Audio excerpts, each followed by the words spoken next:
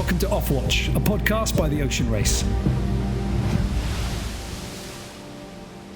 A chance this week to hear from somebody new to the Ocean Race, Francesca Clapcich, who sailed with Turn the Tide on Plastic in the last edition, her first lap of the planet.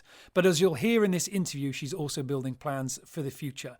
And hopefully will be representing an Italian team in the next edition. Now, we recorded this interview before the one that we released with Xabi Fernandez, which is why Francesca Clapcich had a little question for Xabi that I posed to him in last week's episode. Plus, there's many more in our back catalogue for you to enjoy. And if you do enjoy this series, you can leave us a comment below as to who you want us to talk to next. Plus, you can like and subscribe to our channels for many more interviews to come. Enjoy. The next edition of the Ocean Race is going to finish in Genoa in Italy. The 38,000-mile journey around the planet will finish with a final leg in the Mediterranean. This has already got navigators worried about the potential problems that such a leg could throw up. But for Francesca Clapcich, an Italian, a two-time Olympian no less, this is a chance to realise a bit of a special dream. An Italian boat winning the race and finishing in Italy. So, Francesca, thank you very much for taking the time to talk to me today. I know you're thinking about the next edition. When did you hear that the finish line, the final destination, was going to be in your home country? First of all, hi everybody. Thank you for inviting me to join. It was for sure like an amazing thing. Being Italian and having the race finish in Italy, it's incredible. It's kind of like a dream. I'm not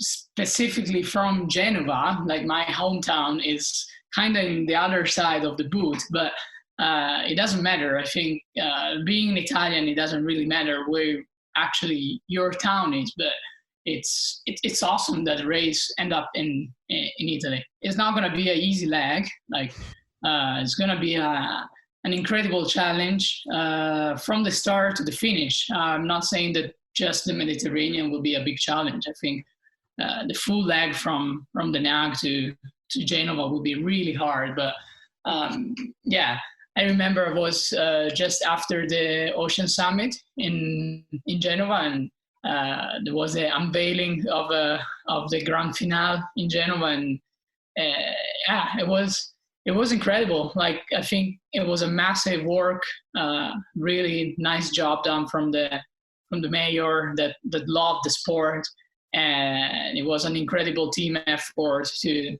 bring the finish in Italy. Because like you say, everybody wants to have that finish. I mean, you remember from the last edition, sailing into The Hague, just how special it is, that final finish line and the energy, the spectators. So I know that you want to put a team in for the next edition, flying the Italian flag. Obviously, at the moment with, you know, the lockdown and the virus situation, plans have obviously had to be adjusted. But can you give us an update as to what it is you're trying to achieve? For sure, there is a massive passion behind that. It will be a dream actually come true to be able to have an Italian flag boat finishing the race in Italy. That would be for me incredible, and having all the Italian people at the finish line in the city of Genova, it would be like an incredible dream. For sure, there is so much more to do before that. The actual situation with the virus is not really helping. I think it's not just the problem of like our team. I think it's a worldwide problem. Everyone needs to face with the incredible economic problem that the virus brought to us. Especially in Italy, the country has been hit really hard, and for sure the restart, it seems to be pretty hard. We are trying to switch from like a phase 1 to phase 2, where actually the changes are not so dramatic. So maybe little shops or small workers can start to work again, but in the big picture, it's not a massive change in the economic.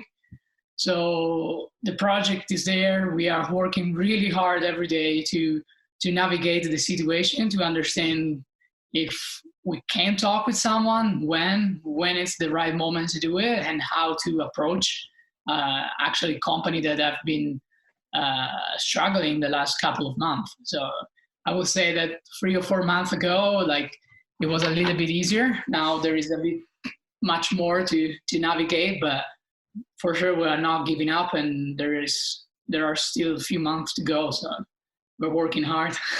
And it's not the first time that you've sailed with an Italian flag on your back, if indeed you do manage to get there with an Italian team in the next edition. 2 Olympic Games, the laser radial, and then in Rio 2016 for the 49er FX. This saw you crewing, and this was the last Olympic campaign that you've done. I mean, you might get back into it, but I remember you coming into the Olympic Games with quite a strong track record. You'd won the Worlds in 2015.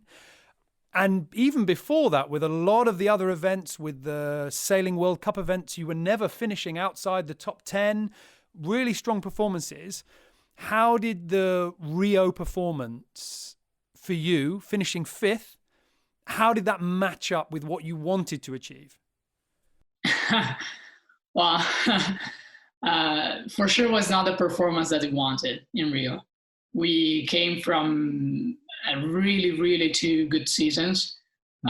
You're right. We were ended up so many times on the podium, and like the other competitors were I'm not saying scared, but they knew that we were always having like good performance and never give up. With Julia was like a really like special team. Like we were pushing each other so hard, and with our massive differences. So that was the funniest part of our team. Like we are so different for so many things, but at the same time we were like completing each other on the boat, where I was 100% focused on the trimming, on the speed of the boat, on the physical part of the boat, and she was able to trust me 100% and just look around and choose where to go and where to tuck or jibe. So like it was probably the best 4 years of my Olympic career with her, because it was fun out of the water, really intense, sometimes a really Italian fire going on inside the boat. But then our relationship was so strong that actually everything that was happening on the water was not really like bringing any problem outside the water. We were able to like scream to each other the worst thing ever in Italian, and then coming back ashore and being like, all right, whatever, let's go for a beer. And that for me was massive. For sure, we were both disappointed in Rio. We get there with like high chance to come back with a medal. I think we had everything in place to do that, and we underperformed. For sure, the 4 boats that end up before us had an incredible performance, and they deserved to be there way more than us. We started the series way too conservative, kind of being scared to be over the line, or, like all that kind of mindset for sure is not working if you want to go and win a medal. You need to go all for it. Ended up 5th or ended up 10th, at the end of the game, it doesn't change so much, but ended up in the top 3, it's changed a lot. And then for sure, like that hunger that I have after the games, it was, I think both of us dealt with that in a bit of different way. I was happy to get away from the Olympic scene and try to focus on different stuff. For a few months, I have to be honest, I just put myself in front of everything, my family, the people that, I loved, and try to reconnect with all the people that actually you lose in the Olympic campaign because you're so focused on your goal. And And then I've been, I don't know, I've been lucky enough to be in the right moment, in the right spot to get a chance to do the last ocean race. And that was a game changer. You go from two-time Olympian, dinghy sailor, one of the best out there, to somebody who has raced round the world in the ocean race. So where did that come about? Was it something like you said, you'd finished Rio and, okay, what's new? I need a new challenge. Or was it always something in the back of your mind that you were thinking about? If I have to be honest, it's always been there. Like I still remember when I was a kid having like photos in my room. It was still like the vibrant, but it didn't change so much. Like the big waves, the Southern Oceans, and when I was like 15, I was like, oh, maybe I could be like out there with like a mini 6.5, and my mom was like, oh my god, like try to keep sailing dinghy. At least we know that like you come back home every day, you know. Okay, but we will see. And it's always been there. Like my parents, I kind of born in the water. They had a little cruise, like a sailing cruise boat, and we were spending all the summers on the boat in the sailing club with my friends. I was always surrounded by like sailing boats. It was not actually like love at first sight. I was so much more into like skiing and trying to do all different sports, and sailing was just one of them. And then probably like my brain just switched a little bit, and I was okay. Like I was watching these Olympic games on the TV, and I still remember like telling my mom and my dad, being like, okay, I think one day I want to be there, and it would be awesome if I can win a medal. And they were like, okay, do it. And so then from there, I kind of tried to find a way to be at the Olympics, and it ended up that sailing was, I don't know, in that moment, maybe the sport that I was doing better. It was just probably, I saw an opportunity out there being like, oh, okay, I can like Olympic sailing and go to the Olympics. But like ocean sailing was there. We were doing little cruising going from Trieste to the Croatia, and my dad was like, help me in the boat. And sometimes we end up like in storms or in big waves, and my mom like throwing up in the bucket, and my dad like laughing, and we were just having fun. And but for sure, like 20 years ago,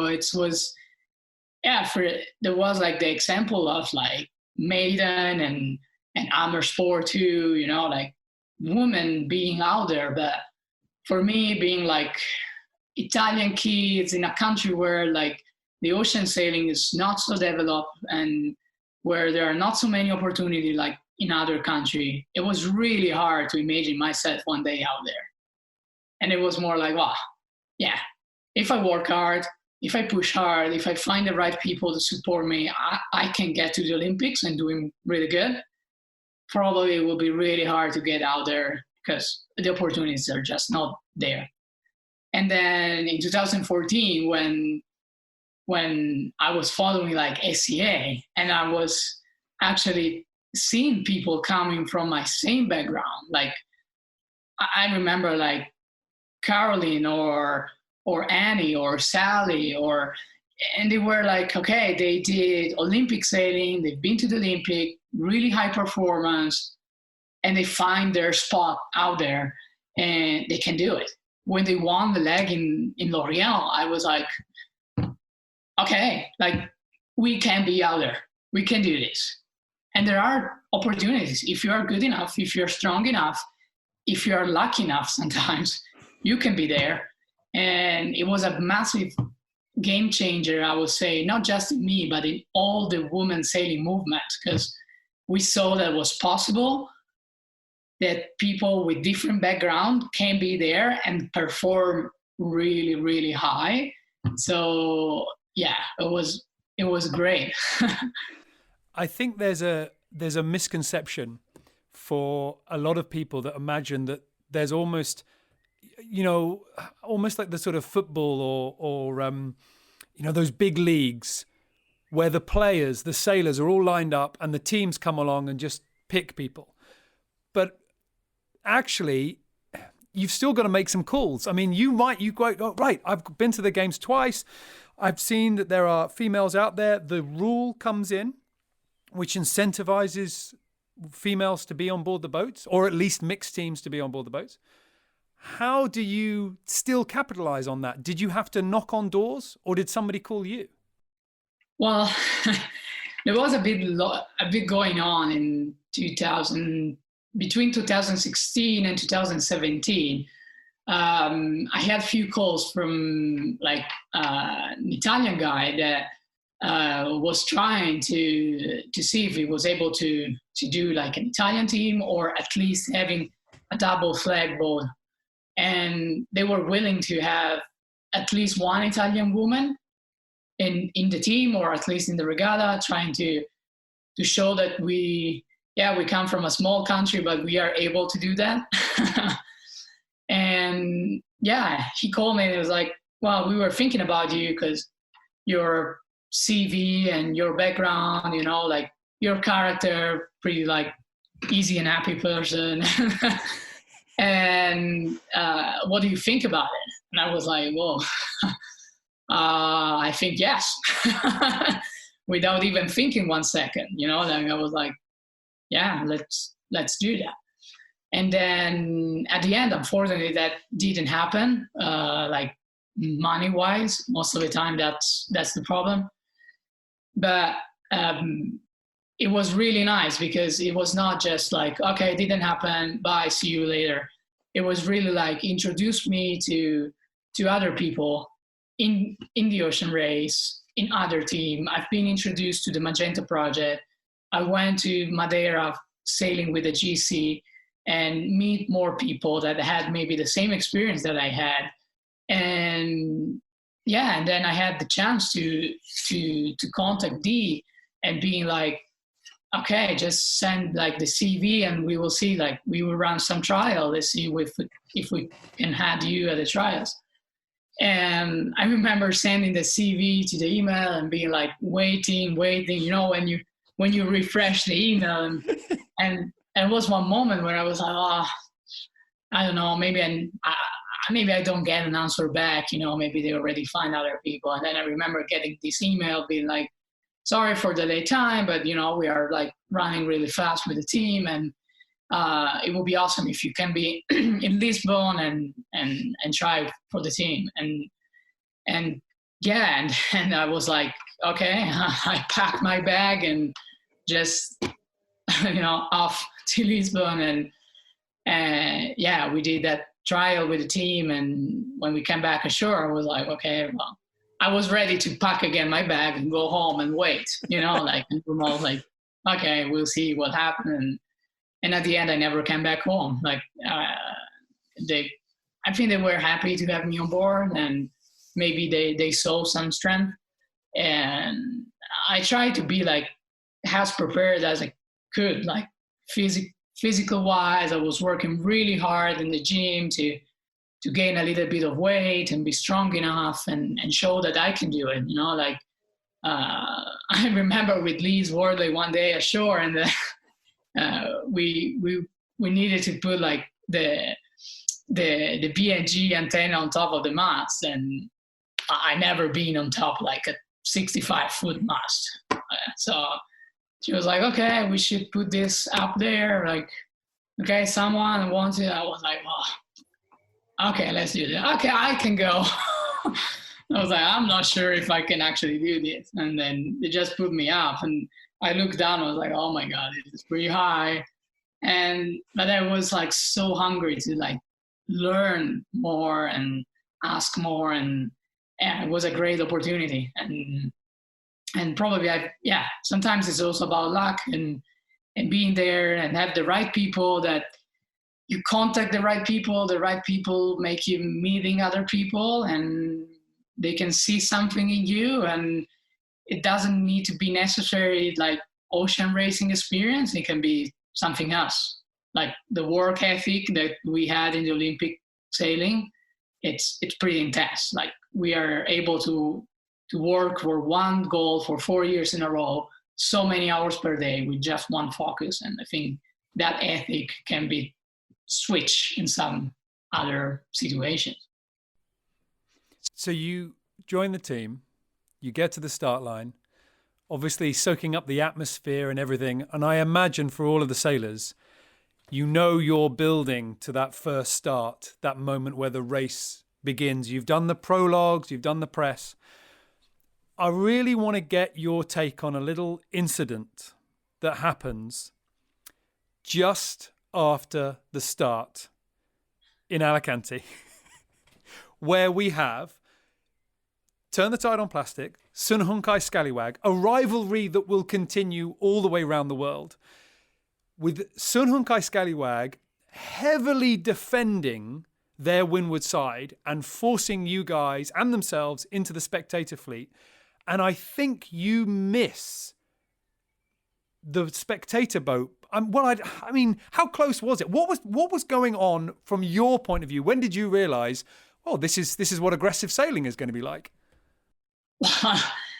I think it was the closest call to be like out from Alicante and actually need to go back to Alicante because we were destroying the boat. So in that moment, everything like happened so fast. I was trimming the main, Dee was driving, and I remember like being pushed against to the spectator boat, and I was like, okay, what's going on? And Dee driving, being like, he's the man, like he's everything, trying to like have like the full control of the boat. And I don't know exactly how close we end up to that spectator boat. It was nothing. It was actually nothing. And just after like 5 or 10 minutes, like the adrenaline was crazy high, like for a little while. And when everything set up a little bit, we just look at each other and we're like, oh my God, like, like people are worried when we are out there in the middle of nowhere. This is like the crazy thing going on. When actually you are out there in the nowhere, yeah, you can end up hitting stuff in the water but yeah, actually it's a pretty safe place for the boat.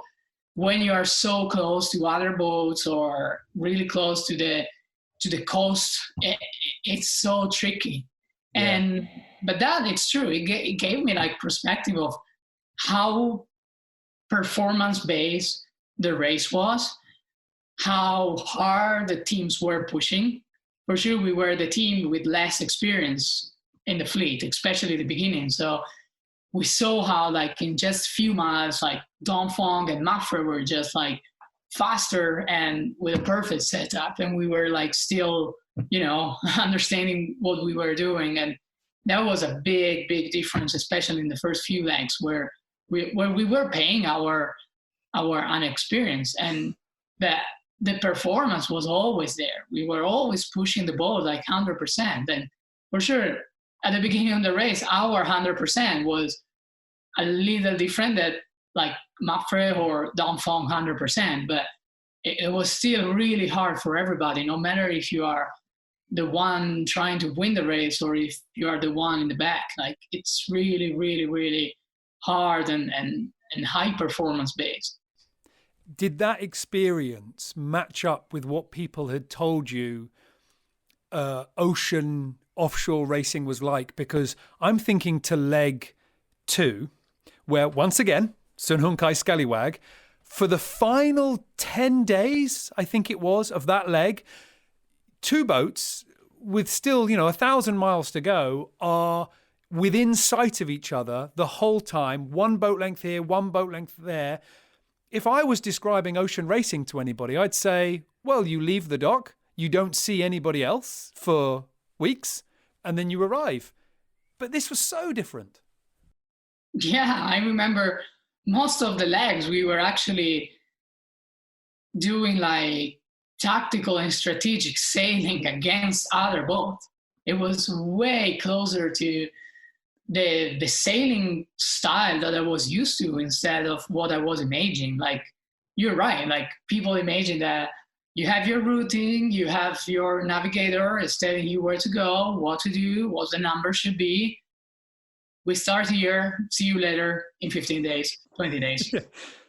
It's not that way. It depends, of course, on the legs, but it was a really, really close edition. I would say, like, the speed and it was really big matching between everybody. We saw then at the end, like, the most experienced had a bit of like leverage compared to other teams, but it was really close. It was really close. I was actually, it was yesterday. I was looking again to the tracking from the leg from Hong Kong to Auckland. I'm just trying to study more like navigation, routing, and I think it was like super interesting data. And when you see, like, after so many days, after the doldrums that can really like mess up everything, they both finished in, like, from the first to the last ending in Auckland, there were less than 2 hours. And the first 4, they were inside, like, first 5 inside the 20 minutes. It's unbelievable, like, the level of the fleet, and sometimes how you race. Sometimes we were actually, yes, okay, we have the computer down below, we know what we have to do, but we have another 4 boats around us that we can actually see. We can see them eating, we can see them like smiling. So let's stay to the group and try to sail fast and beat them. It's gonna be enough 1 meter on the finish line. You don't need to be 24 hours. You mentioned how close those finishing margins were, and Auckland as well, that you said, you were 6 minutes off a podium in Auckland, and it seemed like quite a few times you seemed to lose out on those margins. You look at the score sheet and you go, okay, you finished here, but actually you were finishing just off the big points, just behind this boat. I wonder what the atmosphere was like on board, because Turn the Tide on Plastic was a little bit of a different composition to a lot of the other boats. It was quite young, both in terms of experience, but also age. And I wonder, how did you, as a team, what were those moments like? Did you have to pick anybody up, or were people ready for the sort of the challenges of the race, and actually, you could rely on yourself without needing anyone else? I think when you finish so close to do a better result, well, everyone was pissed. It's normal. Like, we are competitors. We are out there because we want to win and we want to perform. So for sure, it was not just like smiling and hugging, but at the same point, we were a pretty close team, and at the end, we will always end up together and analyzing, debriefing, understand what went good, what went wrong, and what we can do better. There was a massive work behind from, like, I remember, like, Bledding doing, like, amazing job with the numbers and try to push always, like, to get better. And when you show numbers, when you show data, that's it. It's not that I'm thinking that something is better. It's a number. It's just saying that, just do it and do it better. And that was great. And we tried to change a few stuff, and we tried to try to be better every time and see if someone else was doing some job on board in a different way that was making us performing better, or maybe coming back again to what was the, like, basic roles on board. And for sure, like, so many different characters, so many different, like, mindsets, so many different like nationalities, and that's a massive difference. Like, it's not about the language on board. Yeah, it's not just about the communication. It's also about how different we are. Like, take an Italian, take a Swedish, and take an Australian or British. It's not just about the language that they speak, but it's about how we deal with problems, how we deal with stuff, the mindset. It's a bit the culture side. It's not just, oh yeah, for sure. I joined a team that my English was not perfect, was really far away to be perfect. So sometimes it was not easy, the communication, having so many English speaking people on board. And when you're tired, when you don't sleep enough, everyone, of course, start to speak faster or with a different slang. And my brain was also really tired. So my understanding was really hard. But it's not just about that. It's also about, I think Dee did an incredible job to put together a group of people so different and at the same time so together on working on the same things. And that's a really like chapeau to Dee, because it's not an easy thing to do. It's really easy to just, be the skipper, grab your bunch of best friends and best buddy that you normally sail every year together, put them together, go out there and do what you normally do all year long. Or even more, like being British, just pick up another 9 British people, kind of same way to think about stuff, same communication, easy. She didn't go through the easy way. She did through a full inclusive way, try to give opportunity to more people, give opportunity to more country. And for me, that was like amazing. I remember one moment in particular where Turn the Tide on Plastic went from, because we were in the office, you would always send through the videos, we'd always see your boat always seemed to be able to put on a good smile, a good show. You were making each other very happy. But there was one moment where you capsized, big Chinese jibe. And I remember being so impressed with how quickly you all just gotta get on with it. And suddenly you could see how the test of a team. Do you remember some of those lockdowns? Those knockdowns. What were they like when you're racing along? 3 seconds later, you're over. Well, I remember pretty good. I was on the main. So then yes. in the video, I'm the one going to the pedestal. And Now, let me pick you up on that one, because this is, I feel like you should, I really want you to educate people here, because there were so many people who saw the video and would say things like, well, just why are you pulling the main in? Surely you want to ease the main out. Talk us through what you're trying to do there and why it's important. Well, I mean, when you capsize, and that's like, it's called a Chinese jibe. So what happened is you're not just wiping out on the side of the boat that you're actually sailing in, but everything, like, you find everything on the wrong side.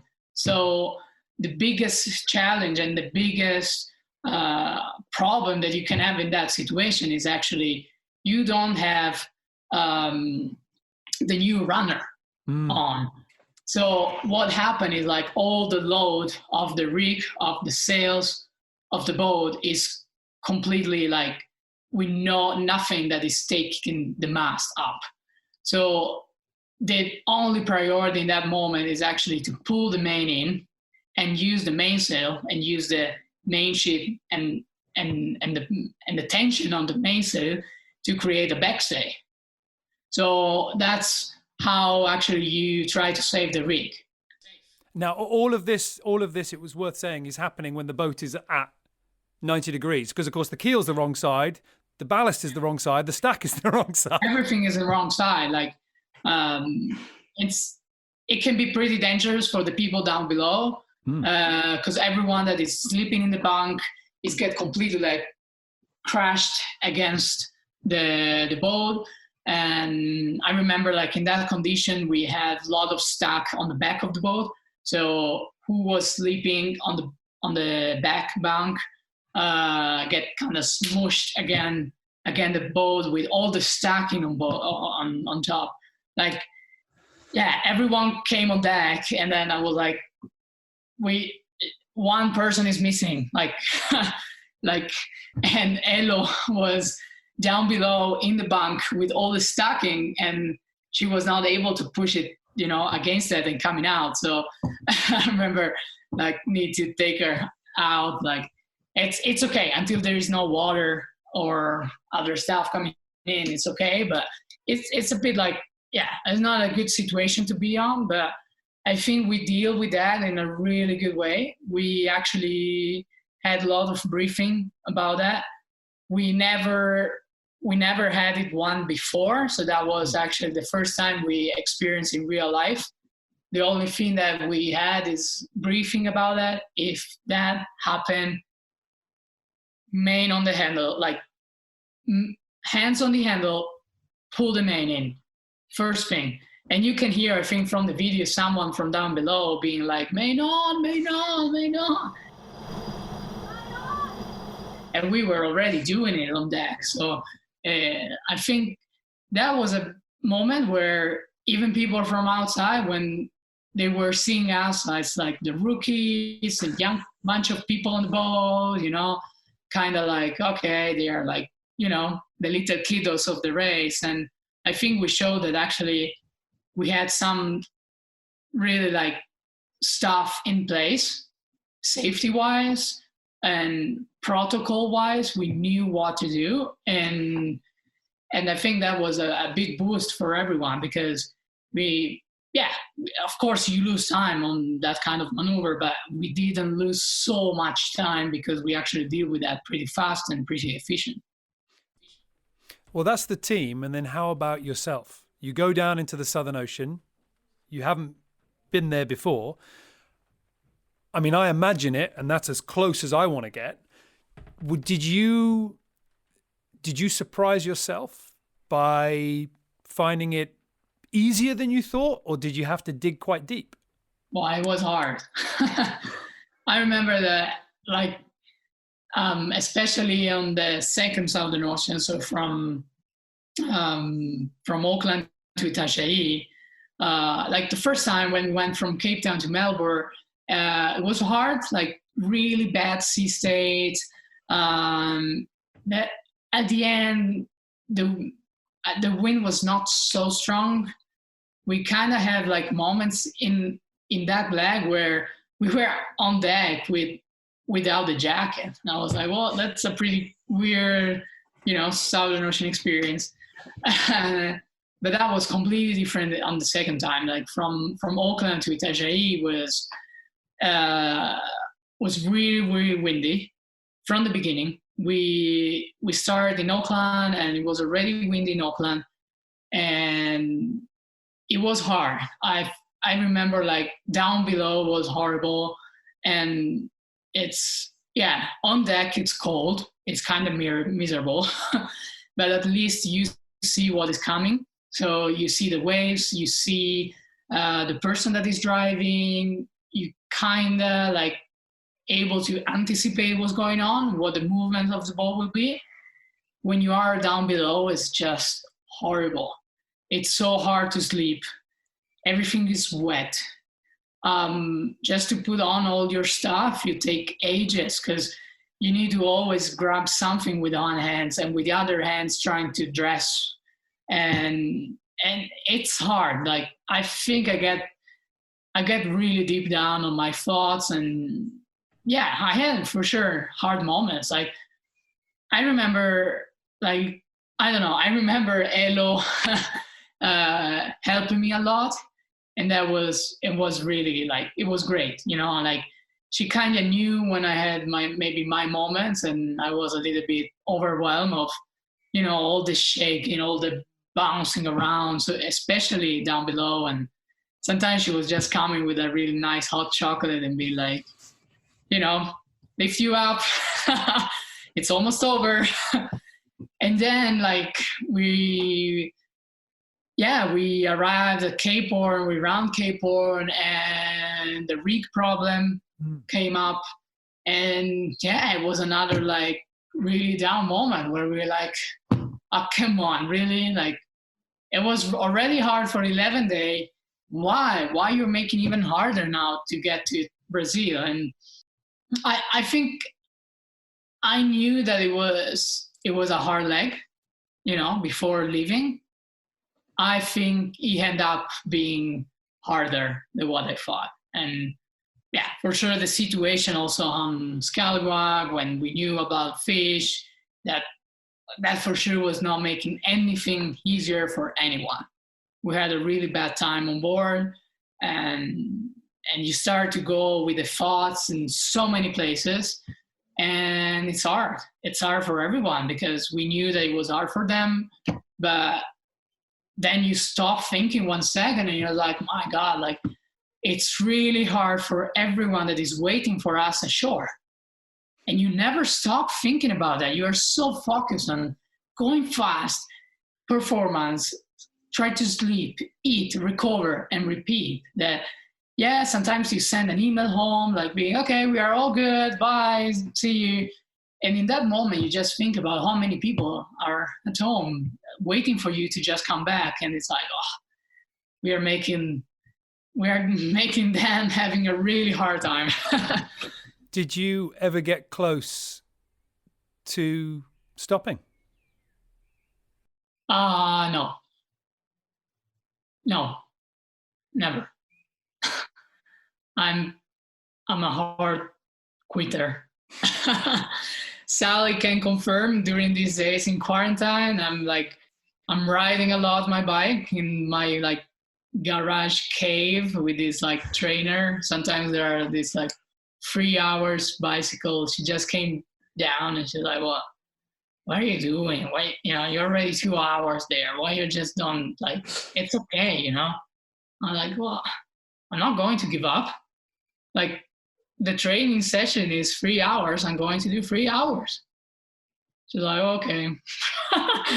It's really hard. Like I feel bad. I feel disappointed when I quit on something and I don't make it done. So, yeah. Okay, so I've got a question for you then that I put to Ken Reed some time ago. When you're in those situations, like you described in the Southern Ocean, where the conditions are atrocious and frightening, do you prefer to be on deck, getting cold, getting wet, but at least you are able to have some sort of control? You are having to work, but you have something to give. Or do you prefer being in your bunk, knowing that some really good people are in control for you? Where do you prefer to be in those really peak frightening moments? I mean, comfort-wise, I prefer to be on deck. Oh, okay. Because it's like you can see what's going on. If you're going to hit a really massive wave, you know that you just grab yourself somewhere and it's going to be okay. And comfort-wise, down below is just horrible. Trust-wise, when I was going off watch, and I never had one moment when I was like, oh my God, what are they doing? Are they doing the right thing, or what's happening? And we were like wiping out, or, like it's normal. Like every watch, at least someone was wiping out. If you don't, you're not pushing hard enough. But it was okay. I was like, okay. Then you were hearing like the winches, easing sheets, and then, pulling sheets on again. And I was like, okay, they're good. But like the trust was always there. When you're down below, you just like end up like really launching in the bunks, or if you're preparing your meal, it's just like, oh my God, I'm going to die. And the toilet is not comfortable either. But yeah, we don't have to go there. We don't have to talk about the toilet. No, yeah. We'll just leave that one well away. So the race continues. You guys get better and better. And I think one really big moment in terms of performance, was that leg from Itajaí to Newport, where the first third, I think, of the leg, you guys were in the lead and taking risks as well. Navigationally, you're saying, well, we got a bit of a risk, but we can head a little bit further out, to the east. We can keep pushing. We can get a little bit more. None of the teams at the time, and I totally understand why, none of the teams wanted to tell us how you make the 65 go fast. Was there something that you were changing? How did you sail the boat differently as the race progressed? I think we just learned the both. In that leg, I was not on board because it was the only leg that I was off. We were doing some rotation. And I remember leaving Newport, being like, okay, guys, just do what you know how to do. And of course, be safe out there and, come to pick me up in Europe. And I think the team learned so much. We were unexperienced at the beginning. Not so many people on board had other Volvo Ocean Race experience in the past. Well, was Martin and for sure Dee, Liz, and Elodie. But I would say even talking with Sally and with other SCA team member, when they were sailing in 2014, 2015, they were like, it was so different compared to the last time. In terms of conditions?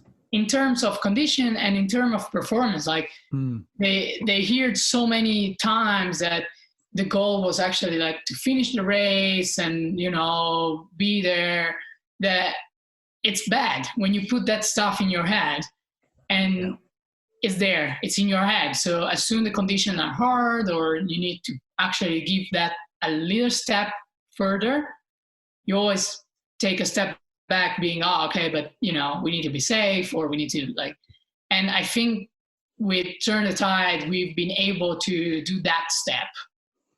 Fine, we need to be safe, but we are more than capable to push hard, the same as the other guys. We took longer. Yeah, of course we took longer. I remember the legs from Cape Town to Melbourne where we took the north routing to try to stay in less wind. And that was not just a performance decision. Sure. It was a safety decision. No one of us never been out there in Southern Ocean in such bad condition with the front moving so fast. And yeah, that was the call in that moment.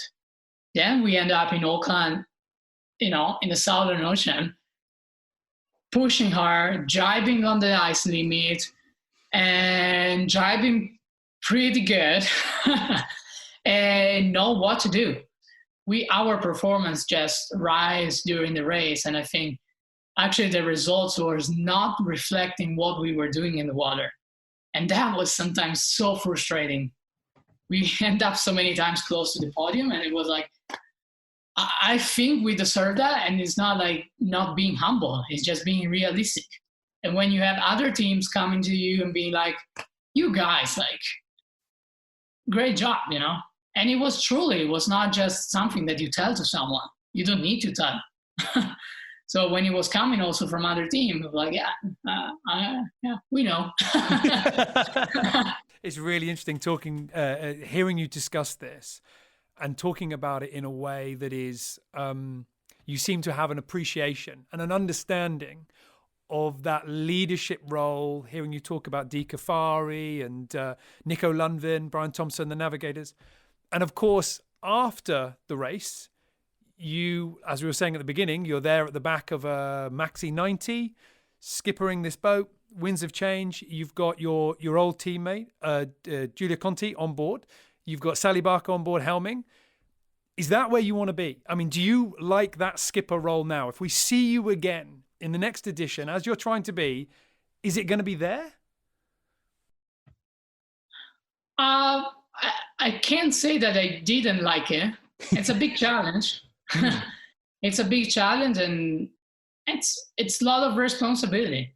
For sure, we didn't race anything close to what the ocean race is, or it was like a super coastal stuff and like completely different event. But you end up making calls, like, you know who is a bit more experienced, you know who is not, you know who need to be down below if some hard condition end up, and you need who need to be with you on deck helping you out. And I learned a lot on my own skin. Like it's kind of like, it's easy when you're just a crew member because someone else is taking the decision, and you can agree or not, but at the end, yeah, like it's fine. It's not your responsibility at the end if something is going wrong. Everyone is happy and everything is easy when everything is going right and everyone is having fun and you're winning race or you're performing good. The hard decision is when things are going bad and you need to make hard calls. And that's a big learning. So with Italy then, being the final destination, for you getting a little bit of a taste of what it's like to lead a team and make some decisions, good, bad, tough, easy. If I could just finish with one question. If you could pick anybody from the last edition, from any team, except anybody that was on board Turn the Tide on plastic, if you could take anybody from any of the other teams and put them onto your boat, sailing for Italy, going to come in to give you the best chance of coming in with the win at that finish line, who would be the top of your list? That's another question. Well, I would say probably someone from, I don't know. It's a hard question. Never thought about it, but I find that amazing because I always play fantasy sailing team with the sailors all the time. I have to be honest, I have a massive respect for Xavi. He has like an incredible background. I was amazed already when they were sailing the 49er and how they were able to sail the 49er. And then, of course, like Movistar and Mafre. And I love his way to lead a team. He's not like an off-the-ground leader where make everyone work. And he's like working with the team, making sure that if the team is working 10, he will work 11 to make it better. And yeah, I would say that probably Xavi is like a great person. And yeah, I don't know, good sailor, better person, I would say. So that's a perfect mix because sometimes, yeah, there are amazing sailors out there, but maybe the personality is not really what I like sometimes. Xavi is a big example. So maybe if I would pick someone, I would pick him. Well, that's perfect. That's perfect. I'm talking to Xavi in a couple of days. So I'll ask him to see whether he's free. Is there anything else? Do you want me to ask him at all? Any other little tricks about the 65? Any questions for Xavi when I talk to him? For sure. Well, I mean, they were really fast and really consistent. So I would say that's also the second side of picking him up and try to get all the tips. If you want any, put some in an email, and I'll put them to him on a little bit of a question. All right, Francesca.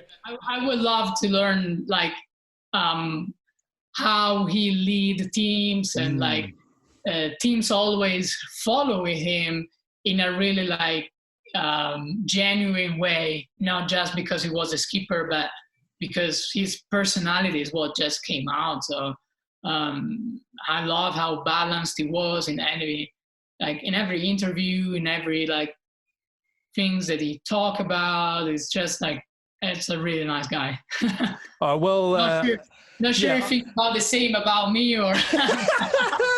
Yeah, we'll see. I don't mind. I'll It ask him. could be just a one-way road. I'll ask him. Francesca, thank you very much. I'm sure you want to get back out in the water. I really hope that we get to see an Italian boat with you on it in the next edition of the race, because I can tell it will be something really special for you. We're working hard on that, and the passion is there. So, finger crossed. Fingers crossed. All right, we'll speak to you soon. Bye, guys. Thank you.